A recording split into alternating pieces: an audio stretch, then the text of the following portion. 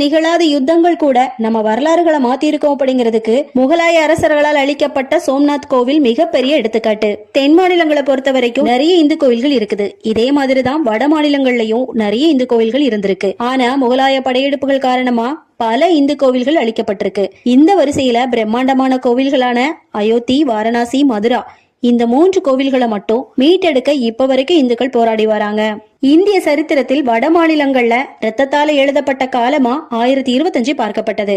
1025ல சோம்நாத்தை தகர்க்க வந்த மன்னன் தான் முகமது கஜினி. 50,000 பக்தர்கள் எந்த ஆயுதமும் இல்லாம சோம்நாத் கோயிலை காப்பாற்ற முயற்சி செய்தாலோ எல்லோரும் கொன்று குவிக்கப்பட்டாங்க. அந்த டைம்ல தென் மாநிலங்களின் எழுச்சி மாவீரனாக இருந்தவர் தான் ராஜேந்திர சோழன். சோழர்கள் கிட்ட மிகப்பெரிய படை, ஆயுதங்கள், அது மட்டும் இல்லாம பல போர்களை வென்ற அனுபவம் இருந்தது. ஒருவேளை ராஜேந்திர சோழன் வடக்கு நோக்கி போயிருந்தா சோம்நாத் கோவிலை நாம இழந்திருக்க மாட்டோம்னு வரலாறுகளை பார்க்கும் போது நினைக்க தோணுது.